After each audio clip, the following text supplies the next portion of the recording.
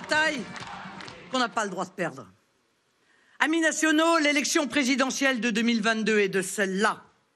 Et parce que nous n'avons pas le droit de la perdre, nous allons la gagner.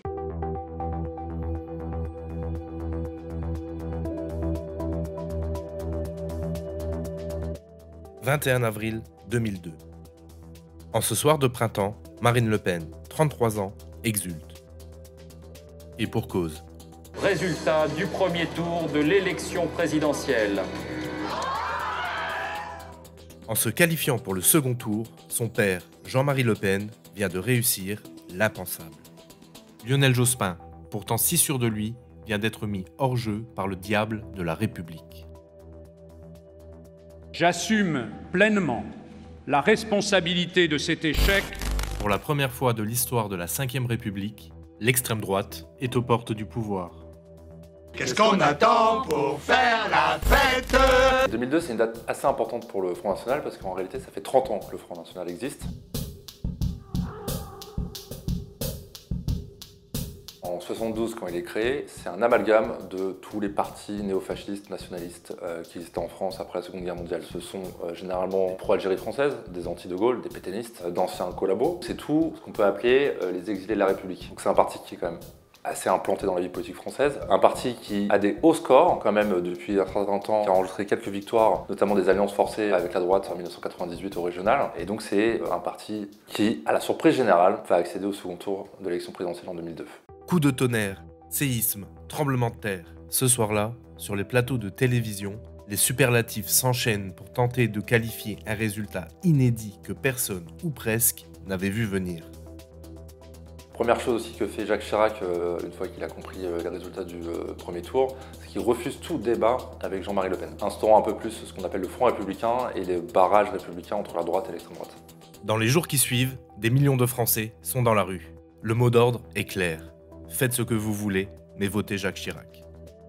Chirac évidemment, Chirac sans se poser la question, pas Chirac par défaut évidemment, mais Chirac quand même. Il y a une réaction assez épidermique de la population et de l'électorat de manière massive. Il y a des étudiants qui sont dans la rue, il y a énormément de mobilisations, de manifestations. 5 mai 2002. Le Front républicain fait son office. Jacques Chirac est largement réélu pour un second mandat et le diable de la République retourne dans sa boîte. Il est 20h, voici les résultats de ce premier tour. C'est Emmanuel Macron qui arrive en tête à 23,7%. Marine Le Pen est en deuxième position à 21,7%. 15 ans plus tard, Marine Le Pen marche dans les pas de son père et accède elle aussi au second tour de l'élection présidentielle. Mais la comparaison s'arrête là. Il y a beaucoup de choses qui ont changé au Front National en l'espace de 15 ans. Déjà, ce n'est plus le même candidat. À la place de Jean-Marie Le Pen, on a sa fille, Marine Le Pen, qui a pris la présidence du parti en 2011. C'est une femme, c'est sa deuxième tentative à l'élection présidentielle après 2012. Et à ce moment-là, elle profite d'un contexte politique, Hollande qui ne se représente pas, l'émergence de Macron, Fillon qui est en cabinet dans les affaires, pour se hisser au second tour. Exit les hyperboles apocalyptiques du 21 avril 2002. Cette fois-ci, la présence du FN dans la dernière ligne droite annoncée par tous les sondages n'émeut plus grand monde. Pourquoi il n'y a pas de réaction? Il y a eu l'effet d'une stratégie qu'on peut appeler la banalisation, la normalisation, la dédiabolisation du Front National par Marine Le Pen. En accédant à la tête du parti en 2011, Marine Le Pen s'est fixé un objectif. Rendre le Front National respectable. Rendre le Front National incontournable. Rendre le Front National présidentiable.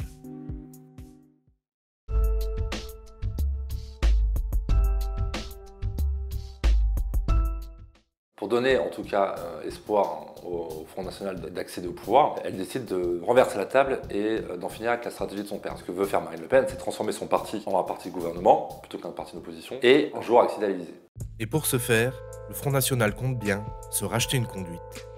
Fermement décidée à en finir avec la réputation sulfureuse du parti, la cadette de la famille décide alors d'employer les grands moyens. Pourquoi le Front est diabolisé? C'est surtout à cause de Jean-Marie Le Pen, et notamment de toutes les sorties qu'il a pu faire qui ont été jugées antisémites. Il a été condamné plusieurs fois. Donc c'est un très lourd passif que porte le Front National, avec un visage extrêmement xénophobe, antisémite, raciste. Il faut purger le parti. Donc il y a une purge qui est opérée à ce moment-là, avec plusieurs vagues successives, pour faire sortir les éléments pro-ethno-nationalistes, trop racistes, trop xénophobes, même parfois des catholiques intégristes et traditionnalistes, pour que les Français ne perçoivent plus Marine Le Pen et le Front National comme un élément dangereux pour la République française. Bien consciente que les sorties antisémites de son père sont encore dans toutes les mémoires, Les chambres à gaz, c'est un détail de l'histoire de la guerre mondiale, ce qui est une évidence. la nouvelle présidente du Front National décide d'opérer un virage à 180 degrés. C'est une interview que fait Marine Le Pen le lendemain de son élection à la tête du parti dans Le Point, où elle dit « La Shoah a existé, était un événement tragique et ne devra jamais se reproduire », ce que son père n'a jamais dit. Et ensuite, c'est d'aller chercher des réseaux parmi la communauté juive pour se défaire de cette tâche anti-républicaine de l'antisémitisme. Je veux tout changer, j'ai envie de vous dire. Le nom aussi du Le nom aussi, je crois qu'il est le temps, en tout cas, de poser la question aux adhérents. Oui. Une succession de chambardements qui, à la longue, finissent par agacer fortement le fondateur du parti. Pour Jean-Marie Le Pen, l'entreprise de dédiabolisation initiée par sa fille va trop loin et altère l'ADN même du Front National. Je ne veux pas me rendre, si peu que ce soit complice, de l'assassinat du Front National. Après un énième dérapage médiatique et après une bataille judiciaire à couteau tiré, Jean-Marie Le Pen se retrouve déchu de son statut de président d'honneur du FN. Jeanne, au secours! Sûre de son fait, Marine Le Pen a tenu tête au menhir au risque de se froisser avec son électorat historique. Et pour parachever sa mue, le FN devient Rassemblement National en 2018. La nouvelle organisation portera un nouveau nom, dont nous aurons pu discuter ensemble lors de nos échanges et que vous aurez choisi. Le message envoyé par Marine Le Pen est on ne peut plus clair. Désormais, le parti, c'est elle et les nostalgiques, dont Jean-Marie Le Pen, devront faire avec.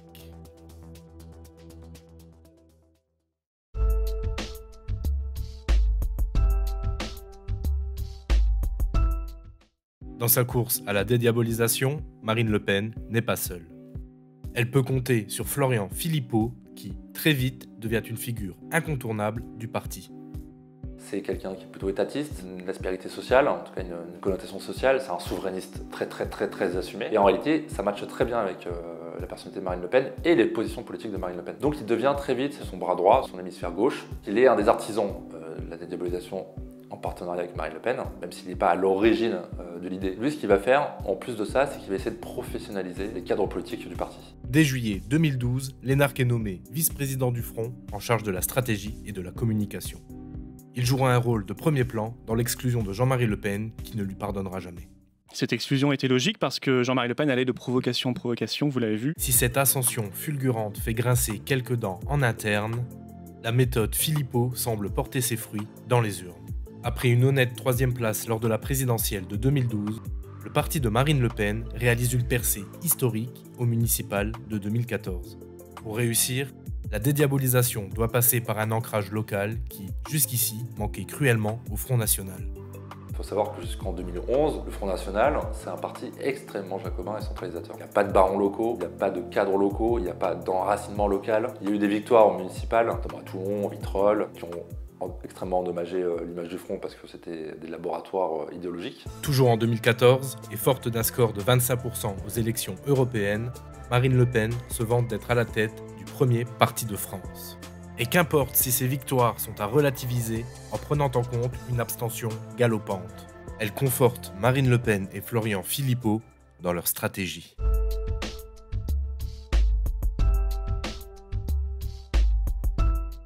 Vous êtes en train de lire une fiche qui ne correspond pas au dossier que vous avez cité. C'est triste pour vous, parce que ça montre votre impréparation à nos concitoyens. En 2017, lors du traditionnel débat de l'entre-deux tours qui oppose cette fois Marine Le Pen à Emmanuel Macron, la candidate prend l'eau.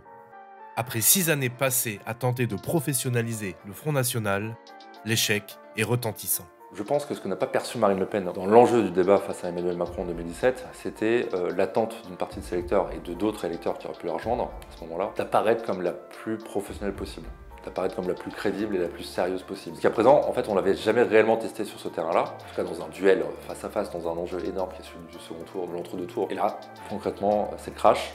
Trop agressive, trop approximative, parfois confuse, Marine Le Pen ne parvient pas à prouver que le FN est désormais capable de diriger le pays.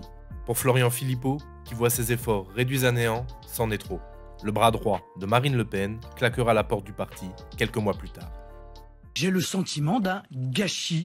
Et si Marine Le Pen finira par faire son autocritique, le doute s'installe chez certains militants. Et si la stratégie mise en œuvre depuis 2011 n'était pas la bonne?